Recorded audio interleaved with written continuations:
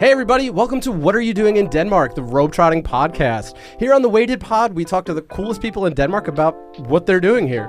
But who are we? My name is Derek, one half of Robe Trotting on YouTube, TikTok, and Instagram, and I'm joined by my online and IRL partner, Mike. That's right, I'm your co-host for life. I'm Mike, and of course, you might say, what are we doing in Denmark? And besides making content and trying to be hilarious, we're now on the WAYDID podcast with another American who's joining us, the hilarious Abby Wambaugh. Hi, thanks for having me. Yeah, so Abby is an international comedian performing both sides of the Atlantic, otherwise living just a totally normal life here in Copenhagen. You got your husband, your kids, your dog Bobby in between, and now a guest on WAYDID. Welcome, Abby. Thank you so much. The first guest, right? You're the first guest. Episode 1. On the list of like cool people in Denmark, I was Number one. Okay. Number one. It'll be funny when the Wikipedia page gets made for Oh my this. God! You're going to be the first reference. Premier guest. I am thrilled. Exactly. And so are we. Yeah. So are we. And we're also thrilled because one of the things, obviously, that I think all of us, especially those of us who are not from Denmark, have to fight every summer is 18 hours of sunlight. Oh my God, thanks. And on top of being an accomplished comedian, you are also an accomplished writer, recently helping to explain to all of us foreigners, what do you do on an 18-hour day? And I have to ask, in your article, you talked about having to play games with sticks on sticks and everything else. What is your favorite stick-on-stick game here in Denmark? Do you mean like out like the drinking games that Danes play? I haven't actually played any of these drinking games. I don't need games to drink. I'm an accomplished drinker. I don't need to play around anymore. But you know what is really cute is there are always these like people in their 20s. They're very cute. They're always flirting with each other. And they come to my backyard area, like a shared backyard. And they play the game where you throw sticks at other sticks, which is Kongespill, yeah. The king's game, and because the king was definitely just throwing sticks at sticks. Like, those are people's heads or something. Like, right, in the days. Your Majesty, we have something really great to share with you. You're going to love it and play it all summer. Yeah. Right. And my 5-year-old goes out to them every time he sees them playing out there, every time like they start before his bedtime and asks to play with. And it's like, it's so fun because it kind of depends on their level of flirtation, like how deep they are in it, like how much they're willing to impress these people, whether they say yes to a 5-year-old or like politely turn him down. And so my favorite drinking game is watching my 5-year-old intervene on 20-year-olds flirting. I like that. I love it. If they let him actually throw a stick, then like you have to finish your beer. Every time he throws a stick, I finish a beer. Yeah, that's a good game. Yeah. Actually- You guys can come over. We can play. Oh, I'm in. so in for this. Yeah. I'm in. We actually brought Kongenspillet to Mike's family reunion, one of our first or second summers living here, and they were nice and they engaged and they were, they made an attempt, and then they were like, we're gonna go back to Cornhole. I made a cornhole for my friend's birthday where I like cut his picture out and made his mouth the cornhole, and I was like, God. Corny A-hole was the name of the game. He's a comedian, and I thought it was so funny, but like I had to teach people how to play. I was like, this is the most self-explanatory. This is a beanbag I made out of a sock. You throw it, throw it in a mouth. Yeah, like what do you mean? When you first said I brought Kongespill, I was like, to the podcast. I was like, Yes, this is we're gonna play it right now. terrible podcast game. It makes so many clanks. But I'll play. But the I'll play. acoustics are great for Kongenspillet. Right. Yeah, it's excellent studio for that. Yeah, but I really loved what you wrote in CPH Post about. Thank you so much. It was really fun to write. I mean, the light balance is definitely something that I struggle with, and I mean, I remember like those early years, Danes have this way of kind of making you like almost like victim shaming. They're like, there's no bad clothes, only you're stupid and didn't wear the right ones or whatever the saying is. And it's kind of the same thing with the light where they're like, you'll get used to it, don't worry. That's why you have blackout shades. I'm like, blackout shades don't work. The sun still comes up at 3:30 and I can't sleep once it comes up. You forget how much. It's so long. It's so long. And when I see like these people like who don't have kids, like out in my yard until 11, still like, well lit. Right. I'm like that does look fun. It does look fun. And there are things about it that are fun. Now that my kids are older, it's like I feel less terrorized by it. But when they were like smaller, they just get up with the sun and they don't want to go to sleep until the sun goes down. So that means when it's an 18-hour day, it's like your kids think it's an 18-hour day for them. Right. And that is not the level of parenthood I signed up for. It's not the amount of hours I can be a parent in the day. At 7 o'clock, my like meter runs out, and I'm like, I'm sorry, you can stay up an extra hour, but please don't speak to me. Mom's finished for the day. I'm done. Yeah. And they're like, they still want to go until 10:30, like right now, but. I don't know. Yeah. It's like Christmas. Like, it's hard to get your kids to go back to sleep Yeah. on Christmas Day. Yeah, but like every day for 2 months. For 2 months. Yeah. So although it's already shortening. Yeah. So do you get the opposite side of that? So when it's like in the middle of like crap winter, is it like you Then only you have to can't- do like 7 hours of parenting because like they go down with the sun? A little bit. Like they do want to sleep in later. Actually, my kids have been sleeping. I don't want to screw anything up. Is there anything wood in the studio? But like Common spill. It's just not, yeah. We threw it all other wood. Okay, great.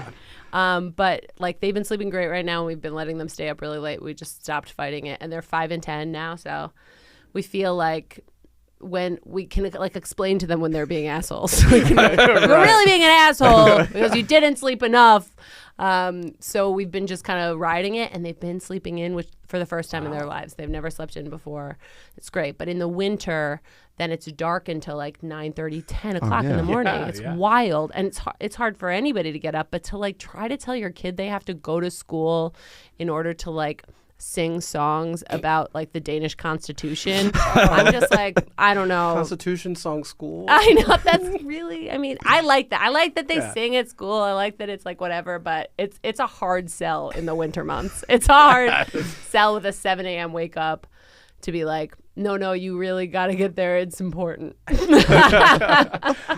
We have a friend who is also international living here, but her daughter was born here, and now I don't know what age, but I guess she's in I won't say it right, but the Borgestue, the daycare, right?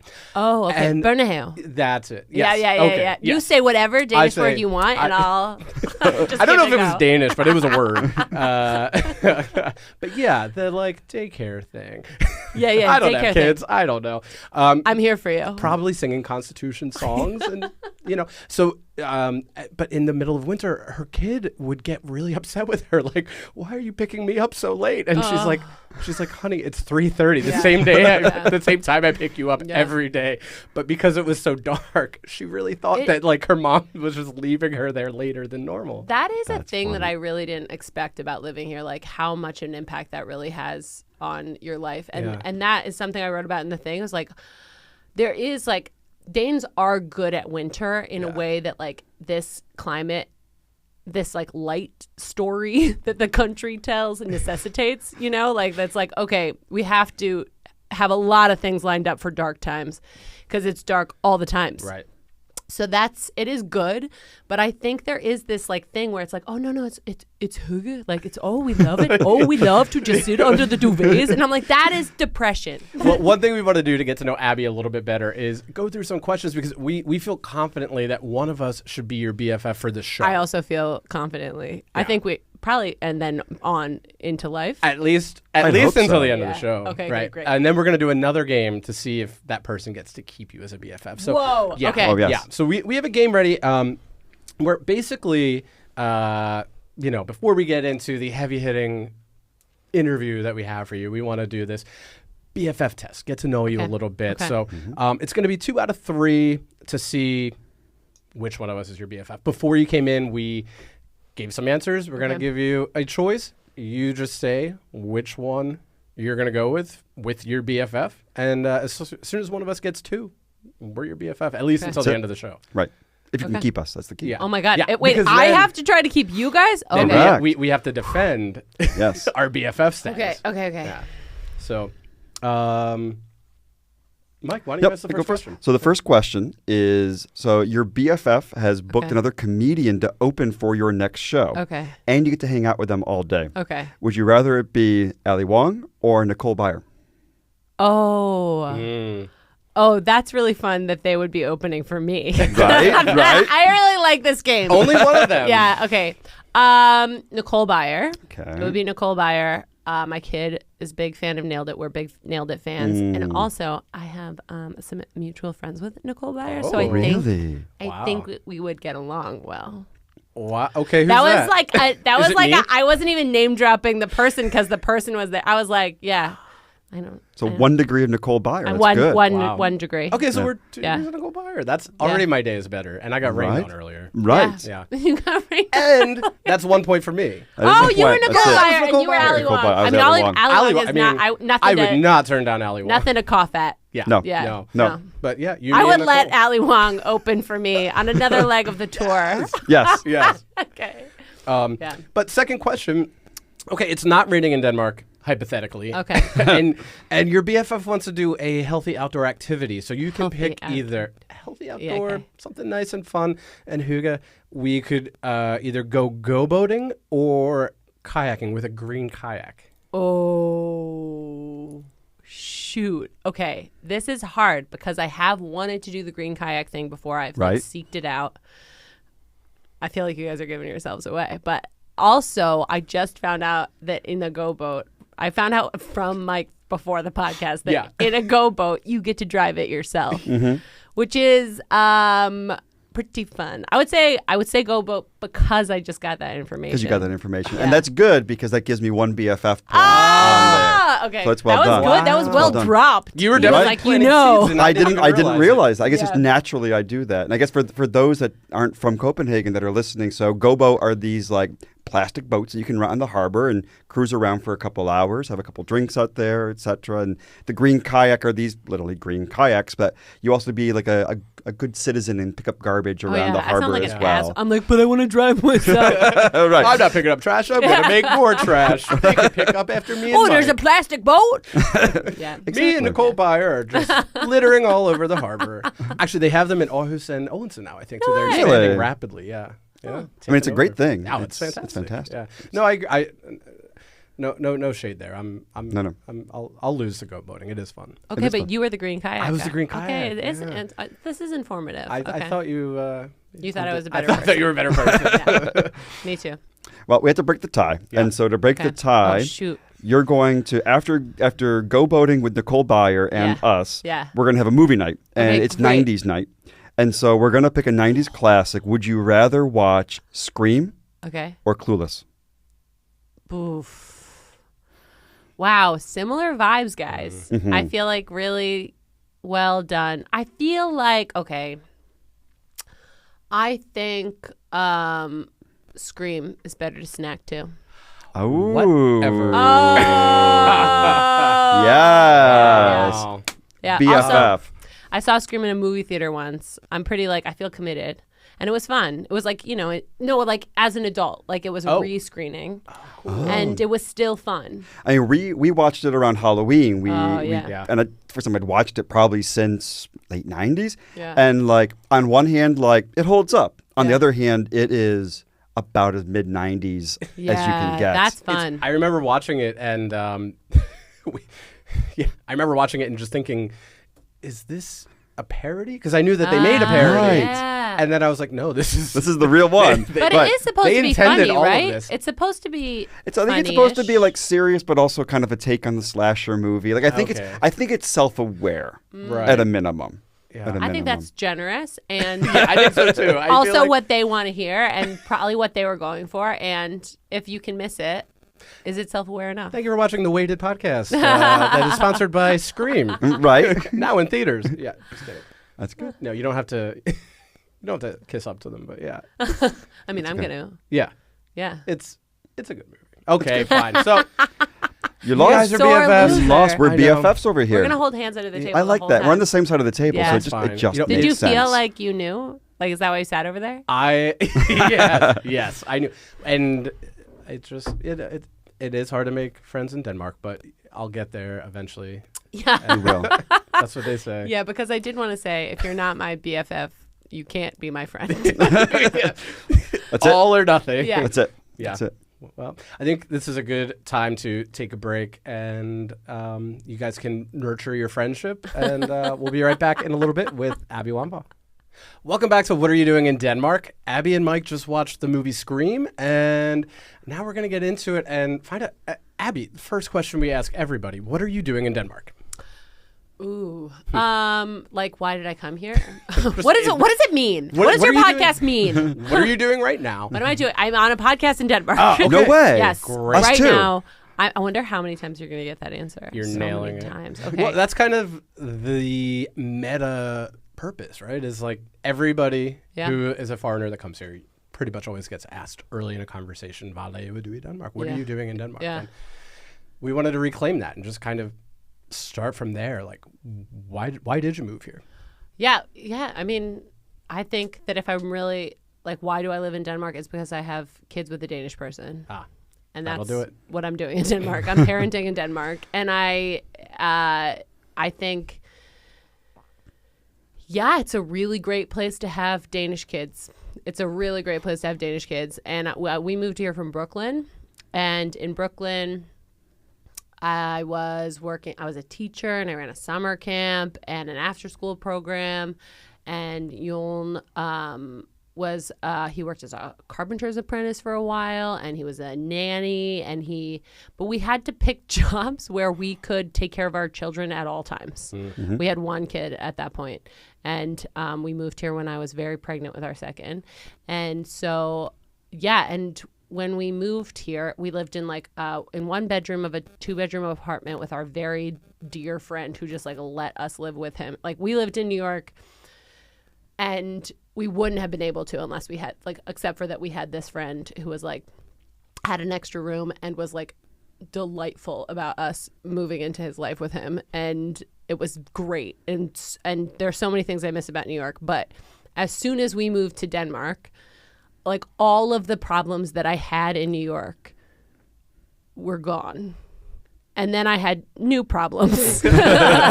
But all of the ones that I had in New York, childcare, healthcare, not enough room for a family to live, too much, it cost too much to pay rent if you paid normal rent, which we didn't because of our friend. Getting arrested for leaving your child sleeping outside. Constantly getting arrested. That happened to a Danish person in New York. Yeah, we didn't do that.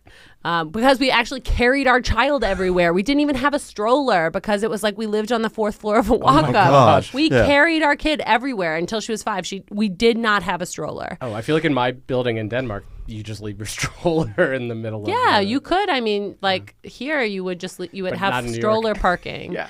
And there we had we had for a while a collapsible Jeep stroller that was more harm than good. You kicked your shins into it when you walked, and it had little wheels. I don't know why they named it Jeep, because Jeep has a reputation as a pretty good outdoors vehicle, and this was not. It was not one. So we just carried her everywhere. We just took her to work with us all the time, or high-fived on the way in and out the door. We were never together as a unit, really. Mm-hmm. And we just it was so hard. It was so hard to have kids in New York and be a family and not be rich. I was going to say, unless you're Sarah Jessica Parker, it's not easy. Yeah, and I've always written, and I've always wanted to do, and I've always done different kinds of art and found ways to do different kinds of art. But when I lived in New York, it was I had to work and take care of my kid, and that was all there was energy for. That was it. So we moved here, and we got off of the wait list, affordable housing building that won the most beautiful building of the year. It's insane. And we so much space in this apartment that we still all slept in the same room for the first 2 years, because we were what do you do? Right, just out of instinct. That's what you've always done. We're gonna abandon our kid in the next room. Absolutely not. We've carried her for the last 5 years everywhere we've gone. And so it's just everything was just solved. And I lost all of my friends, all of my family, all of my connection to what the reason was for being alive, except for my family.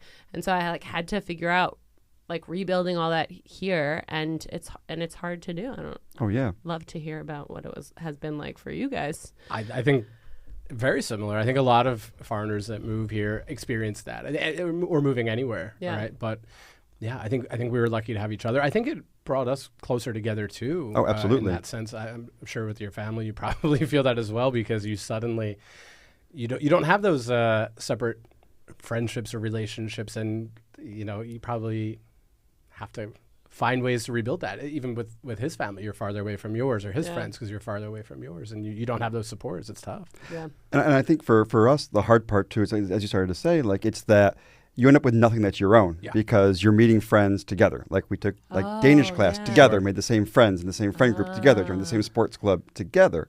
So like for you, as you've come over, I think, how has that been for you? Because for one, like, your husband, he's coming home. He's coming back to Denmark. Like, he has connections here and everything else. Here, you have nothing but him. How have you kind of been able to build those connections? Because you've been here, 5 years now? 5 years? Okay. Yeah. Well, I'm the friend maker in our family. So even though he is coming home to his country, like, he does have some, like, close friendships that he's maintained, but he's, I think, still, like, friends with my friends here. Sure. But one thing that really helped was we lived in Denmark for very short stints before. Like, I gave birth to my 10-year-old here. So we were here for 3 months, the entirety of my maternity leave, which in America is a long maternity leave. And I gave birth in Denmark. And we came here one other time for like 6 months, where we were trying to move over, and we like biffed it with immigration stuff. And then we had to go back to America and restart. And both of those times, I felt like so lonely and isolated. I would also, like, I was very pregnant and then had just given birth. And the other time I had like a very young child and was trying to figure it out, and we didn't know anyone. This time when we moved here, we moved into this building along with all of the neighbors, because it was a brand new building. Oh. Yeah, and I can see on your faces that that's like a key to like a Danish society that like not everyone is granted. No. Because it's hard to make friends in Denmark, because they literally have all had the same friends since they were 5 years old. Yeah. Right. And this was like, however, you do have to have friends around you, and everyone knows that. And I live in a building full of like very warm and sweet people. When we moved in, we were all joking, like, did they like cast this building with nice people? It's very nice. And everyone needed new friends. No one had somebody to water their plants when they left. Nobody had a friend in the building. So we all had to like say hi to it became like very American in our building. Like, you had to say hi and introduce yourself, and I loved it. That's all. Is your building mostly like all Danish families, or is it a mix of mixed families, foreign families as well? There are a few like international families, but it's mostly Danish families. And so I live in Nordvest, which is like a really great diverse neighborhood of Copenhagen. It's the most diverse neighborhood, I think, in all of Denmark, and that really feels good to us. My kid's school, she goes to a school that like 85 or 90% of the kids at her school speak a language other than Danish at home. Oh, wow. It was very cool. Still, the school is great. I like a lot of things about the school, but they have not like caught up with that fact, I think. like all communication is still in Danish. It's like it was very hard for me to feel like an active parent for her. Even now, because it exhausts me to like read things in Danish, and like it's on Aula, which is like, these people have an app for everything. Oh yeah, people have 25 apps for everything. There's more apps than necessary, and they're like condensing apps into other apps, but then they're not getting rid of the first apps. And there's just like, I'm like, it's too much. I need an app to manage all of my apps. It's a lot of apps, and you have to, and it's also, the apps aren't good for translating. My complaint I'm talking about now. I have many other complaints about Aula, but like, I don't know if we have time to get to all of them, but we're going to do our best. Wind, Aula. I have there are a lot of things I don't like. The apps. But like Aula, like on like Gmail, on the internet, you can just push buttons and it translates it for you now, so that like, really, I'm pretty good at Danish now, but reading has been one of the slowest parts for me, because I like to read. I'm a writer, I'm a reader, and it pains me to read in Danish because it's so slow and halting, and I don't get the thing that I get from reading. Because if you're reading and communicating on such a high level, even in your native language. Yes, in such a high level. On such a high level. I read what you wrote about throwing sticks at sticks, and that is some Chaucer. Yeah, Chaucer shit. That's some Chaucer shit. The grill in a lasagna pan. That was the Shakespearean quote for me in there. Yeah, they do this thing in Denmark where they're like, oh, we're going to grill outside, and then they like whip out like a disposable lasagna pan, and they fill it with like holes, and they light it on fire, and they're like, this is a grill, and you're like, that's not a grill. That's not a grill. It's not a grill. So we tried having a 4th of July party entirely catered by those grills. So we were supposed to have a friend bring like a proper grill for the thing, and then it just didn't work out for whatever reason. We're like, okay, we'll make it work. We'll go over to Netto. We'll get a bunch of these like one-off grills. Like we'll make like the engineer in me came out and said, we'll make this work. I do love the engineer in you. Yeah. That's what makes you my best friend. Exactly. We're going to go boating. But like then it was also like, again, we talk about the rain. Like it never rains like this in Denmark. It poured for the entire day. And so I'm standing out there with this little lasagna pan and like 3 charcoal briquettes trying to make like we had made these like we had very gourmet elaborate burgers. We had a whole theme going. Derek loves a theme. And so we had a whole theme going on. I do. And yeah, it was like that was honestly one of the most. I'm so glad to hear you say it. I've never ventured to try one, and I don't want any reason to. So if you were like, "Oh, it's great," and I'm an engineer. Oh no, the opposite. I'm an engineer. It was awful. Oh great, perfect. I remember seeing them and just thinking like, "Oh, you brought a big CD," and that being like to the beach. That's It's weird. And then it was like, "No, wild. this is a grill." I was like, It's just so I'm sad. really confused. I mean, I feel like they do so many things right here. You'd think they would have figured out grills. So, at what point did you get into comedy? I knew I wanted to like get back to writing, and that was hard. I've been writing. I write a lot. I write every day, but it doesn't always go somewhere, the thing that I'm writing. And then it was COVID, and I was home, and that was a really hard time to be here for me. I don't know if it was for you guys. Oh yeah. Oh yes. Fucking trapped in this Scandinavian prison. Like everybody's making jokes about Scandinavian prisons, how nice they are. I was like, that's what Denmark is. It's like Right at that moment in time, it definitely. Oh yeah. I remember specifically just feeling like, will I ever go see? Like the borders were like none of us knew what was going to happen. Will I ever hang out with fun Will people? I ever again? hang out with funny people? I wish I had a comedian friend. And that's what I made myself, in your honor. Yeah. But it was like that was really hard time to be here because I felt like it was a great place to be during COVID. There were a lot, like the restrictions like ebbed and flowed, and kind of like you could see how they were tied into the situation, and you got a lot of information from the politicians. Like it felt like I could see what was going on in the places that my friends and family lived, and it was not that. So I felt really grateful to be here, and also felt like, okay, but like none of my friends are here. So I went from being very pregnant to having a newborn to having, then my kid was like turned 2 days into lockdown. So like he just went out of infancy and COVID started. And I was like, what the fuck? Like I was just going to be fun again. And there was like I found out a drag bingo night. And I was like, no. I was like, things are getting That should be fun. like one of the best nights of I know. Right. It was great. And I was sitting there probably being like, I should probably do drag bingo. Like I was like, I should probably be a drag queen doing bingo. I was like, this is good. And then they were like, people started getting the texts. It was like on it was March 11th or the 9th. I forget when. Something like that. But we were there when this stuff was coming out. And then like, anyway, we all went to the grocery store. Everybody was at the grocery store. Yeah. The toilet paper. Yeah. And then it was a lot of wine. I bought 2 boxes to of fill up red the toilet wine. paper. Smart. Good like move. We run out of toilet paper and breast milk. I'm using I could have got you the breast milk still at that point. I could have gotten it to you. Yeah. And then it was COVID.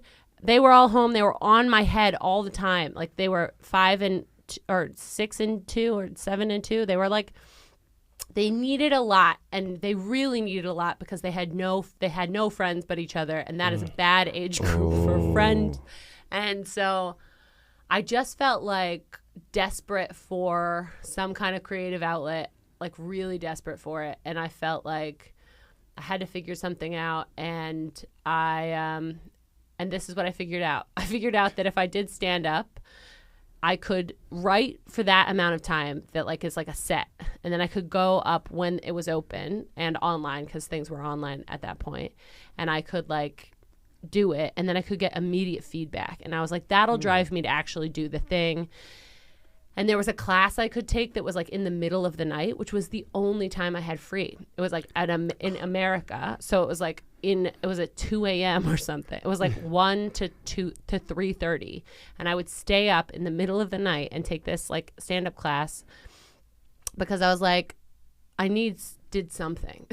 And the stand-up class was great. It was really nice, but the most thing that I got out of it was like just a reason to write and a reason to like be like, I must go away from you now, children.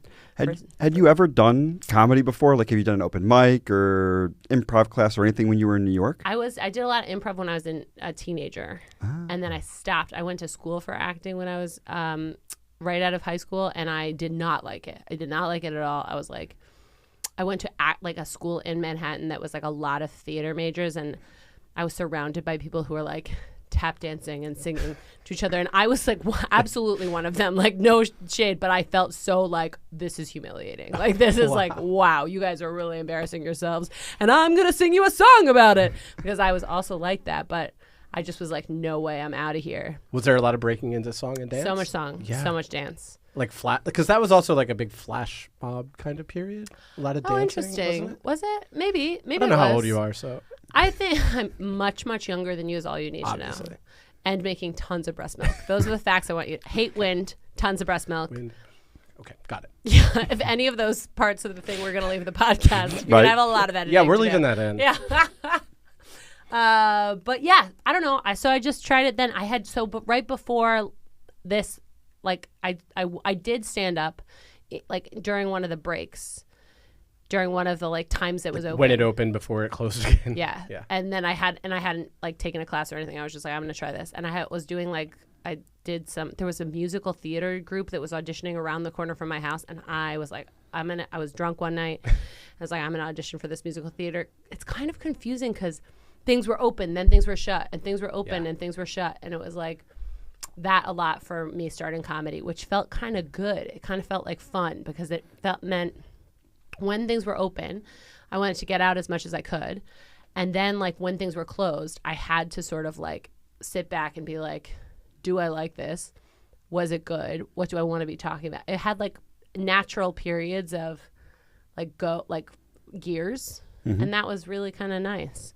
Also, nobody was performing. So I kind of had this like, I got into this. And then when COVID kind of ended, people were like, oh, you must have been here the whole time. And I was like, yes.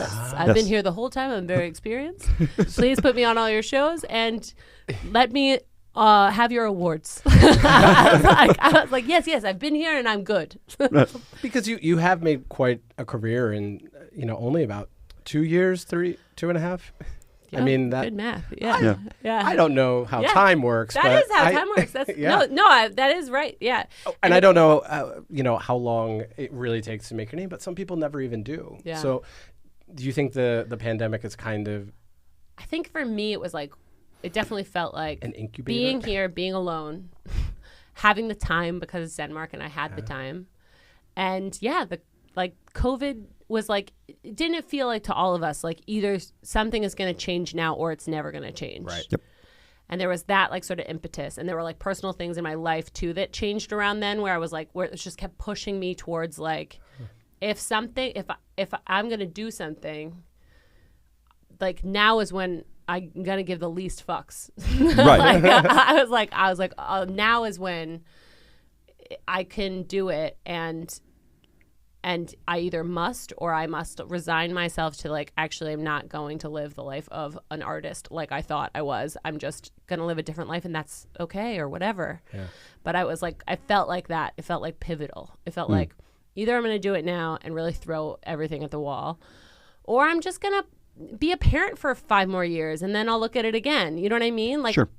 It felt like, okay, now's a good time. Nothing else is happening. Yeah. It's a time to experiment. And if you fall on your face, nobody's going to really notice it. Right. Because everybody was just kind of living by triage at that moment. Yeah. So nobody's going to notice if you're writing jokes, telling them online, sometimes in person in between these weird and lockdown truly, periods. that was my triage. That was like what I did because I was like, what the fuck? Like some people, you know, did like CrossFit, and some people did drugs, and some people did bread. I did bread and so ramen. bread. And those are really nice choices. Pretzels. Like among the other choices, those are some of the best choices you could have made. And we bread, started our ramen, YouTube channel. Exactly. The second one. Lockdown you? 2. Lockdown number 2. We started. shoot. We were like, I guess it's time to learn how to what else edit. are we gonna do? Like, I guess we'll spend. We started it literally in December. Like it was the end December of fun Christmas winter, which we 2020. didn't have, and then into shit winter. Like, Yes. what are you gonna do other than start a YouTube channel? And honestly, like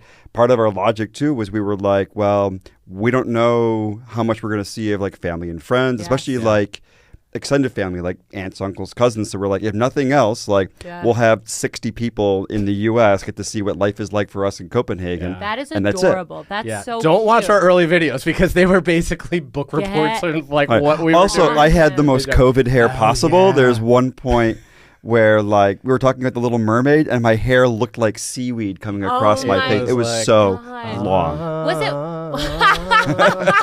You have a great video where you sing that. Yes.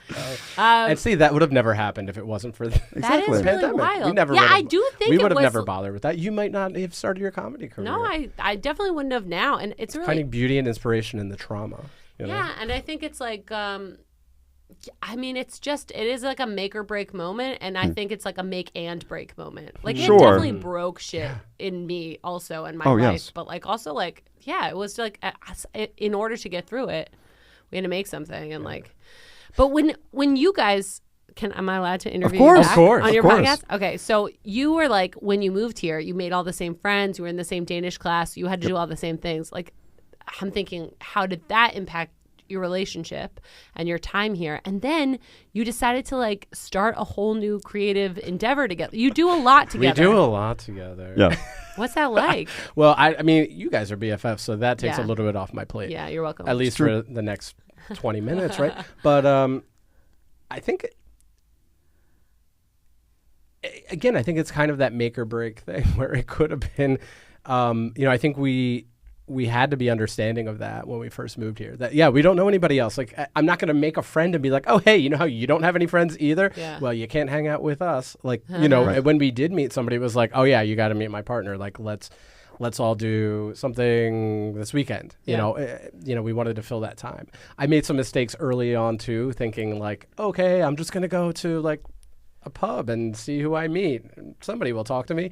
You know, kind of the way that you make friends in a city like New York or Philadelphia. Yeah. Like, not so much here. So, you know, I think we like had enough empathy because we were going through it that we were fine spending a lot of that time together. But it is tough because like you know, it's hard to build your own identity when you move over together the way that we did. Like it's hard to say this is what Mike is, this is what Derek is. And I think that was, I feel like before, because again, when we first moved over here, like our plan was to be here for like 2 years and then go back to the States. And so we were investing in it a little bit as like a lark almost. Like this will be super fun. We'll be living in Denmark. We'll live in Europe. We'll tour around like everything else. And like we made really good friends, and we still have a lot of those really good friends that we made then. But I think it was, and that's where COVID was difficult for us too, because we had just before that decided we're going to stay.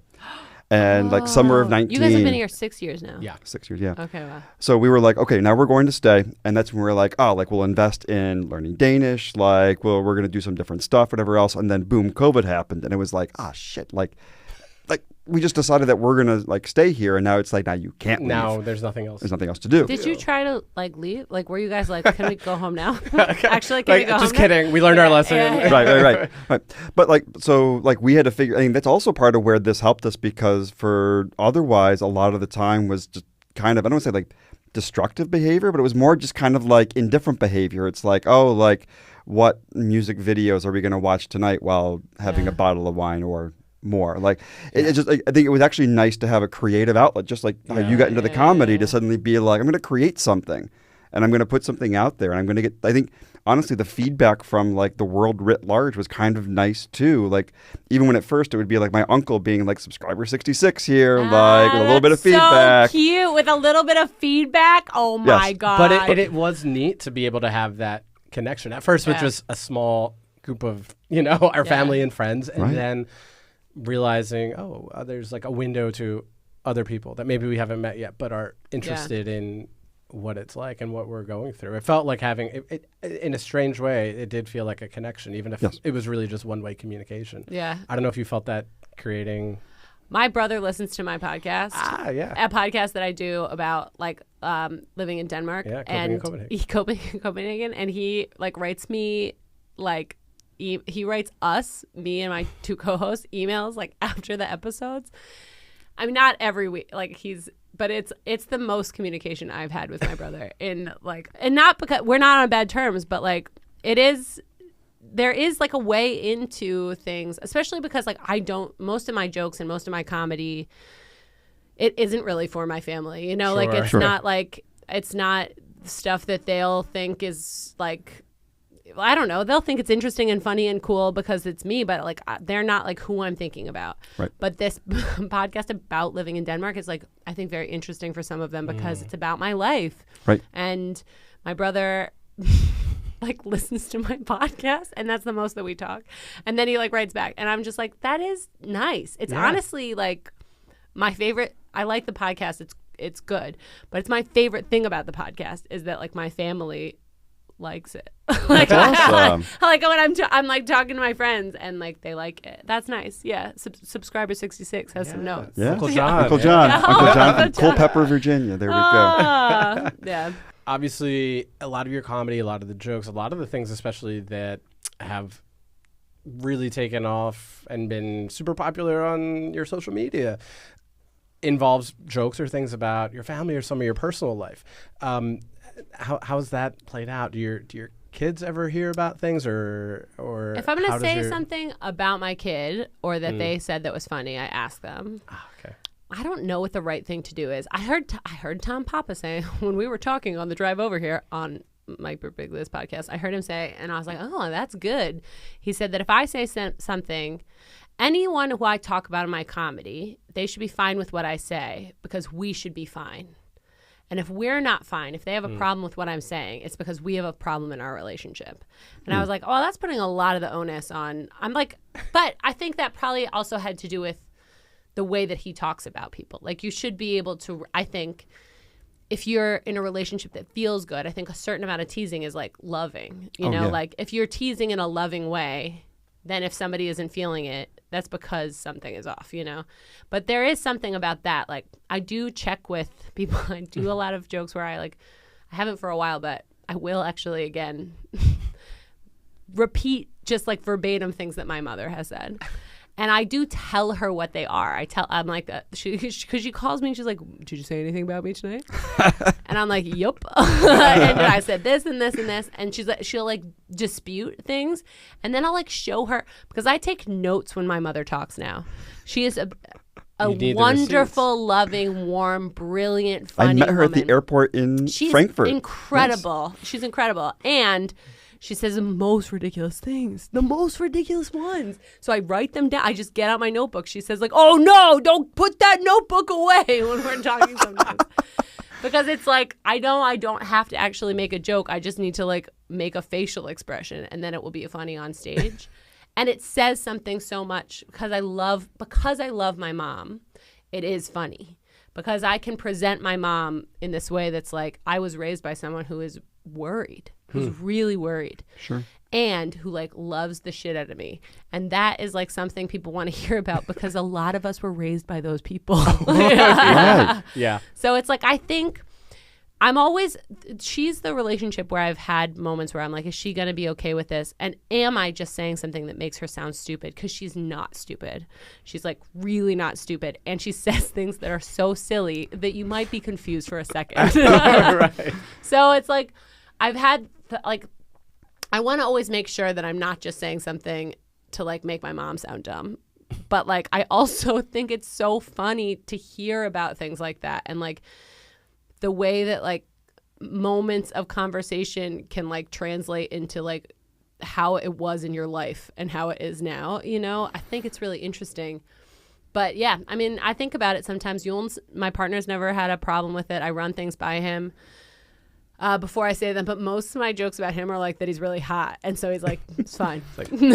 Well, you got to say it. Put it out there. It's fine. Also, I told a whole story. I tell a whole story on stage now that is just verbatim a story that he told me, where he because before he goes to my shows, he is so nervous. Like he's so nervous. He's like looks in the mirror. For you or for him or for the audience? For himself, like way more nervous than I have ever been going on stage. He like practices his face in the mirror. He like practices like what he's gonna say if somebody asks him like what he does for a living. He's like practices smiling in such a way where it's like clear that he's friendly, but please don't talk to him anymore. Do you know what I mean? And I was like, he was doing this before he went to like a freaking, what concert was it? Like Kings of Leon? He went to, no, Kings of Convenience. He's not that. He's a little cooler than Kings of Leon. He was going to a Kings of Convenience concert, and I saw him doing the same thing in the mirror. Did he think they were going to ask him what he did for a living? I was like, what are you? They're not going to do crowd work on you. They're not going to like give you the microphone. And then I was like, what happened to you? And he was like, he told me he's like, I don't know. I never thought about it.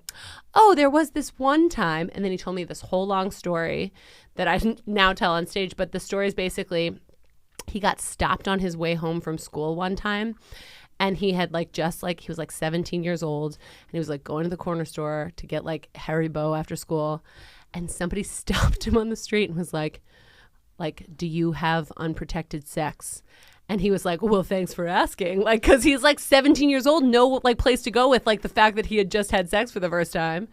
And he like answers all these person's questions, and it's in the fucking newspaper. No. And they take a picture of him with his whole name, and it's on the radio, and his mom's coworker hears it. And the headline of the article is like, teens raw dogging. They all have chlamydia. Yes. And that gets like plastered all over his school. Anyway, the point is, there are things that you're just like, I must tell people. You should be prepared for that. Yeah, it's fine. It's fine. He was in his yearbook as Chlamydia Jon. No. Yeah. I love that for him. I've only told that story like twice on stage, and it's a lot longer, but... Oh, you're married to Chlamydia Jon? Yeah, but he's like, yeah, that's fine. It's been long enough that he's able to handle that now. Over the trauma of God. Chlamydia Jon. I know. Oh my God, now everybody's going to call him that. People are going to search it on the internet. Well, they're already searching for him on the internet. He is what, like the second or third most Googled thing after your name? I think he is like number one. Or it's like, am I a soccer player? Right. How hot is my husband? It's all from your jokes. It's from my joke. I don't have a joke about the soccer player thing, but I did get better care than I would have from the Genius Bar once because they were confused. So. Where's your soccer ball? Yeah. Right. It must be in my computer. Will you help me fix it? That's great. Well, we're going to Google your husband quick and be back in just a minute with more Abby. Perfect. Welcome back to WAYDID, the What Are You Doing in Denmark podcast. We are here with Abby and Mike, BFFs. That's right. We won. We won. Yes. You won me. I was going to win either way. We Mike. won each other. That's true. We did. Fuck. Yeah, if you're just tuning in now, that was messed up. Mike won our BFF game, but I have a chance for redemption, and I'm going to see if I can win Abby's BFF status away from Mike with another game that I'm calling, does Abby know what that means? Oh, no. Yes. So Abby once told me that... Drunken Abby once made a joke that was very funny at the time. Yeah. Or problematic. I don't know. But I said to Abby, she said that I looked really nice. And I said something a little bit gay. A little bit gay. I said, I don't know why you're gagging. I bring it every ball. Which is a line from Paris is Burning. And I said, oh, you looked at me very confused, as if I was speaking Danish. I was like, gagging? Yeah, gagging. I was like, ball? I kind of got gagging. No. Yeah. And then I had to explain it's from the famous documentary Paris is Burning, and sorry, it's a gay reference. And you said, I think something to the effect of being gay is just memorizing a bunch of references that other people don't understand. And I said, there's a little more to it, but that's the gist. So I feel like you were really enthusiastic about that definition. Yeah, at the time. Yeah, that's kind of it. Yeah. Basically what it is. Basically. So we're gonna see if Abby knows what these references mean. So I'm gonna ask Mike whether or not you're going to know the reference. So okay. So to that's explain, fun. so I'm going to throw out a word. I'm going to say, Mike, is Abby going to know what this word means?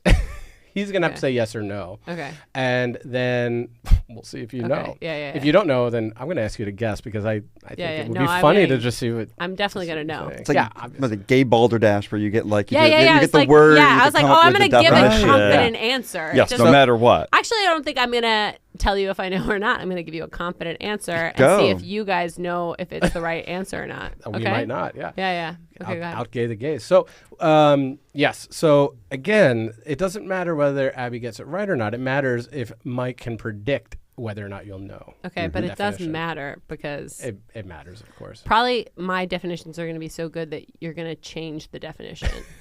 It could be. We could have an alternate definition too. Just be influencing gay culture from this podcast. Right. Yeah. I'm pretty sure. Well, let's see. Let's see if you know this first word. Okay. This is an easy one, I think. It's just a softball, which is also maybe lesbian. But got it. What about Kiki? Do you think that Abby will know Kiki? What a Kiki is? Yeah. Yeah, I think you do. I think you'll know what a Kiki is. Yeah? Yeah. What's a Kiki? Like I wanted to make up. It's a party. It's like a nice little living room party. Yeah. But yes. Perfect. But for calming all your nerves.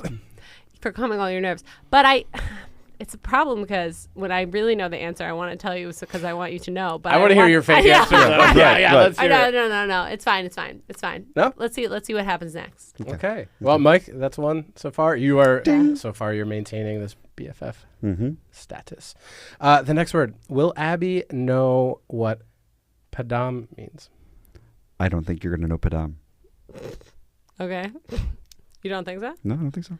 Okay, it's when you see someone from across the room and you know that actually like that is the person that you're meant to have like the next great love affair of your life with. And it's because in your head the song by Edith Piaf is playing and it goes padam, padam, padam as they like come closer to you. Wow, she's going for the old reference back here. So it's trending now because Kylie Minogue has a song out this summer. Yeah. The song of the gay summer. Okay. Padam, padam. Okay. But it's inspired by the Edith Piaf song. Oh, I didn't know but look about at you going for the I classics. really didn't know. Like, yeah. I might say that it's the same intent. It's correct. But is it like I mean it is that I really haven't heard the sound of your padam, heart beating. Padam, yeah. So you were wrong. I was wrong. She got okay. All right. All tied up, 1-1. Okay. What about this expression? Will Abby know what it means if somebody says the library is open? I'm going to say no. Okay, it means that we can have sex with each other, and you can return me back to my shelf. But back with a card. You have to have the card in there. But not late. Yeah, but not late. There will be a fine. Yeah, there will be a fine. Yeah. That's what it means. Well, I get the point. Unfortunately, that was incorrect. So the library is open is basically the idea. Wait. Okay. It means that you can do anything to me. Because like you like can like go to the Dewey Decimal. Ooh. Yeah, and you can find anything you want to do, and it's in me. Every category. Yeah, every category is there. I got it. Yeah. Sadly. Okay, actually, let's keep going. It's a music library. Okay. And it means just like the 700s, where like the music is, or yes, what it is. Yeah. Only you would know that the 700s. It's like the like an Apple library. Okay, and it means that I'm willing to have sexual relationships with someone where we both wear our own headphones and fuck to a different beat. Oh, like a silent disco. Silent disco Dixco. sex. Oh, Dixco. Good. That's nice. Is that what it is? Padam. Yeah. Nope. Sadly. Why did you stop before I could make up another? Because we're running out of studio time. That the library is open basically means like we're gonna read each other. Like like a shady insult. Like I'm gonna read you. Or if I say something shady to you, you can be like, oh, the library is open, and then maybe you'll say something like quick back to me. That's okay. I would never. Yeah, of course not. No. I've never been quick in my life. And definitely not to your BFF. No. I would never. Who's maintaining the status 2-1? Okay. So one more. And I'm in. You're in. Do you think Abby will know Boots the House Down? Boots the house down. I'm going to say yes. You lived in New York. I bet you know. Mm-hmm. Yes, I do. Uh-oh. Care to elaborate? Yeah, it means that I am going to be so gay that I'm going to wear really gay boots. I don't know wear them going down the stairs of my house so gaily. So gaily. Yeah. And you're going to hear it because you're going to live under my stairs. That's what it means? Really close. No, yeah. No, it's incorrect. Prancing. That's how you gaily stomp downstairs. No, it's like you're gonna like do something so good, like raving, like bring the house down. Like, oh man, like did you see that queen? Like she boots the house down. It was so good. Like her performance was so good. I feel like Beyonce really actually, boots the house down. Super like upset right now that no one said it about me to me.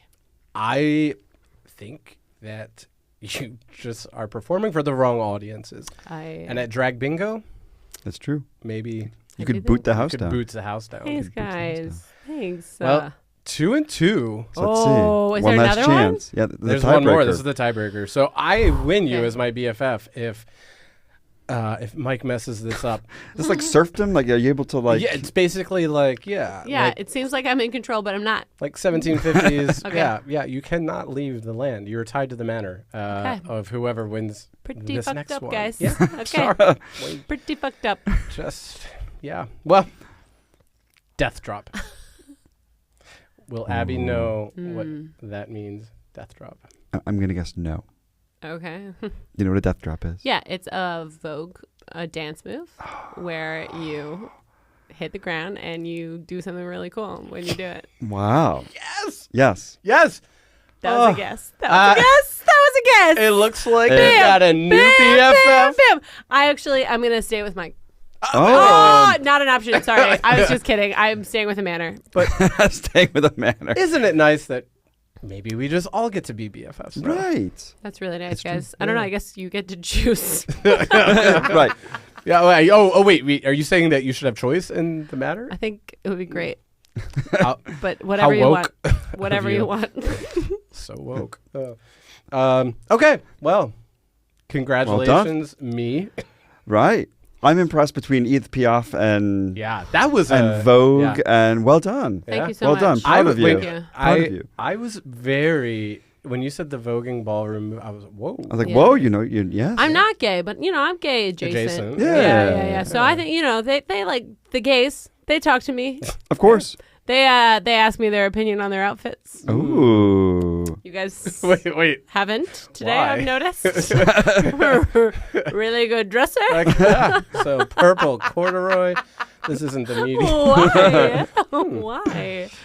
It's messed up. Wow. I went to like a 70s dance party at your house. The Studio 54. Oh, that's I right. death dropped. That's right. All over your fucking living room. Boots the house down. Boots your house down. Mm-hmm. Yes. Yeah. That's just all we could ask for. That's it. And I'm not sorry that you did that. Oh, thanks. Yeah. Thanks, guys. Yeah. I'm also not sorry I did your podcast. This is really fun. Thanks for having me. No, we're very happy that you're here. Yeah. I want you to tell all of our fans and listeners here, where can they find you now as well?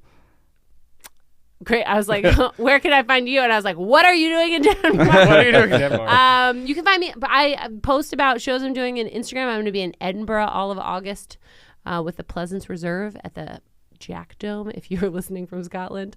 And you can follow me on Instagram. I have a podcast too called Coping in Copenhagen. And you can find me at my house, on my couch. Please don't. But try not to. Yeah. You can come play Kongenspil in the backyard. Yes. And we can do a drinking game where my 5-year-old sees if he can play with you. Love it. I hope he's still up because we're going to head there right now. And thank you to Abby, my BFF. Yes, and my BFF too. Our BFF. Yes. This is great. This went great. Yeah. Yes. You're my BFFs. That's it. And you're ours. Till next time. Thank you, Abby.